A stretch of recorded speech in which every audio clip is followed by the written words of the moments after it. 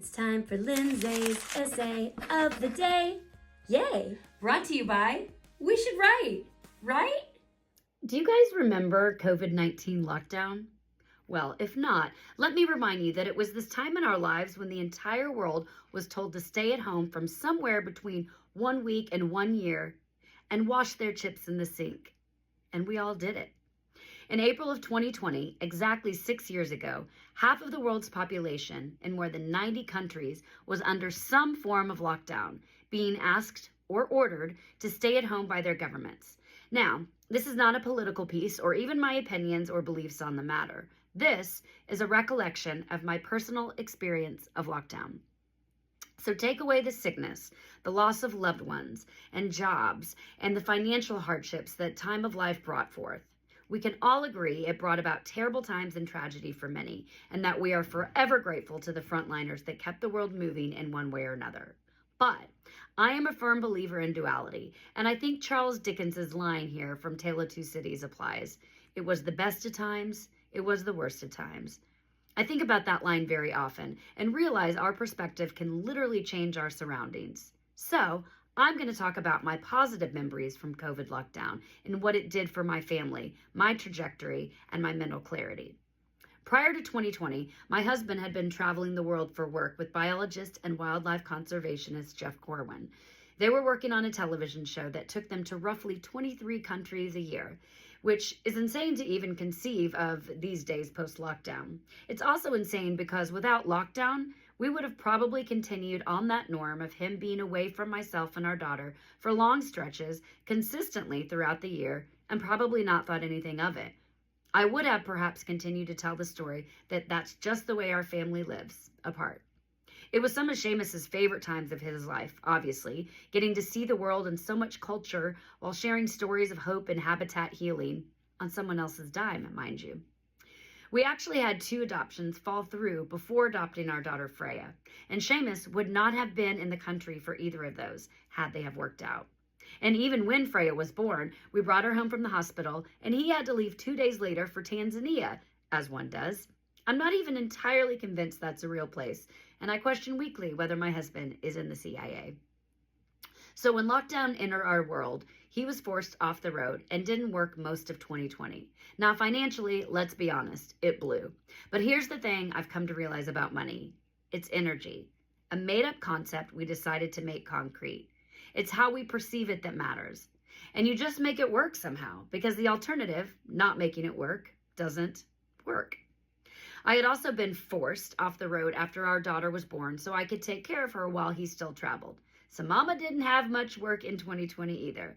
And somehow we made it through and actually had a really joyful, abundant time that brought our family closer together in doing so. We were living in a tall and skinny house at the time that had a rooftop deck, as did our neighbors on either side of us, who remain dear friends of ours to this day. We would all go to our rooftops each day where we were more than 6 feet apart. We would play music, sing at the top of our lungs, and scream at each other asking what's for dinner.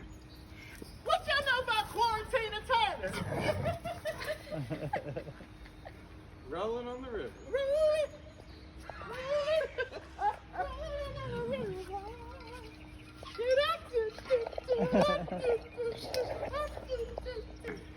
We had the luxury of not having to worry about school at home since our daughter was not even 2 years old at the time, but we did get very creative on how to entertain her. Seamus and I would dress up in onesies on a regular basis and sing songs for her, and we watched a lot of Sesame Street, which remains one of my favorite shows of all time, still. I mean, how they combine basic learning with celebrity cameos, bright colors, and Oscar the Grouch's disgruntled humor really delivers something for everyone. You know, I do have a spare room in my apartment. You're welcome to stay there if you like. Really? Does it have a nice soft bed? Sure. And clean sheets? Oh, absolutely. Yeah, sounds wonderful. To a Grouch. I'm out of here. During the COVID lockdown, I discovered several things that brought me a lot of joy. One day I went upstairs to grab something for our room and was gone for about 2 hours because I came across Nate Bargatze on TikTok midway up the stairs. I laid in bed and watched videos of him for hours. Then my husband came up to ask what I was doing, and he and my daughter laid with me in bed for several more hours watching Nate videos. Pure joy. During this time, my friend Erin would ride her scooter over, and we would chat across the fence together. One day, she turned me on to Blanco Brown's song, The Get Up, which came out a year prior, but was new news and excitement for me. And we decided we needed to learn the Get Up dance. This turned into many nights of us doing said dance, me in the yard, her in the street. It was free entertainment for the neighborhood. And yes, you get what you pay for. I also discovered an app called Minibar, which would deliver liquor to our house. Now, I know this is old news at this point, but at the time, it was the greatest adult discovery of my life. When he showed up, it was like the ice cream truck making the rounds, and we got creative in our cocktails. Oh my God, the ice cream truck! Oh my God, the ice cream truck!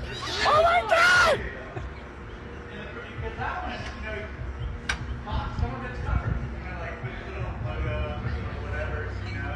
I don't drink nearly as much as I used to these days, partially because I'm getting older and have a kid, but also probably because of how much I did drink during COVID. But for some reason, it didn't seem like it counted then. Seamus likes to say lockdown was like an extended snow day, and I love a good snow day cocktail when you know you can't go anywhere and you're warm and cozy at home. But I think the best part of COVID lockdown, if I am in fact allowed to even say that phrase, was the connection to people I felt, which is strange to say when we were forced apart. But I can honestly say that while it was the furthest I was ever apart physically from friends and loved ones, it was the closest I felt emotionally to those I love. The importance of Zoom during those times was a true lifeline in our home. Zoom happy hours, morning coffee, or Sunday church sessions became daily highlights. One night, we met on Zoom with our friends Mark and Emily for what was supposed to be just a 5 o'clock cocktail. 2 hours in, we all decided to cook dinner together over Zoom and then share a meal. Then the discussions got deep in the best way, and at 2 a.m., 9 hours later, we found ourselves logging off. The next day, my head hurt, but my heart was even more connected to those humans than ever. I think there's a chance that lockdown put myself and my family on, ultimately, a much healthier, connected trajectory. I mean, sans the booze during that time, but coping mechanisms are a real thing as well. But it forced such a slowdown of unnecessary activity and reorganized priorities. If I'm being honest, I can't say or quite remember if prior to this time I was putting myself and my family first. I know my balance of quality over quantity was definitely tipped in the wrong direction, favoring the latter. I was a slave to over-socialization, a people-pleasing yes woman, and a prisoner to obligation. Who's to say I wouldn't have completely burnt out, had a mental breakdown, left my family, and ruined my life if it hadn't been for lockdown? And perhaps in another very dark dimension, that version of me is playing out. But I'm not going down that rabbit hole today. COVID lockdown taught me to slow down. It taught me to make time to support myself and my family first. And if that's in check, everything else seems to fall into place around me. I'm not saying I've remembered that every day for the past 6 years, because I have 40 years of programming prior to deconstruct as I reconstruct what I want life to feel like. We almost sold our house and bought an RV during COVID, as many did, but I realize now that would have been making a rash decision based on fear or impulsivity. Now, 6 years later, we are exploring the idea of an RV again, but more so the idea of freedom to explore together in nature and live life both profoundly and simply, because I love a good juxtaposition. Lockdown forced us physically apart, but challenged us to fight for what's important to us and make time for those who matter most. And do you remember what it felt like the first time you went back to a restaurant with a group of people, or attended a sporting event or concert, or hosted a birthday party again? It was such a feeling of freedom. And by the way, we have that freedom now. But I think somehow we forget that.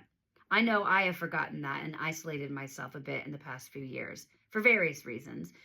We were collectively introduced to doom scrolling during lockdown, which replaced live events then, but steals our joy now. But what I now know is that my own happiness is completely up to me. It's not about the what, it's about the who. Not what I have or what I'm doing, but who I am and who's in my life. And even if we can't be there physically for those people all the time, we are still here.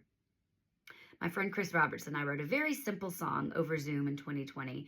I think the idea was to sing it to children, and it's definitely inspired by what was prevalent for me at the time, which was Sesame Street. The birds still sing, the sun still shines, the world still turns, and days turn into night. But things have changed and time stands still. I can't hold you, but someday I will. I'm here, right here, here for you. Even though I'm not there, I'm here, in your heart. When things get hard and I know I can't be there, I'm here.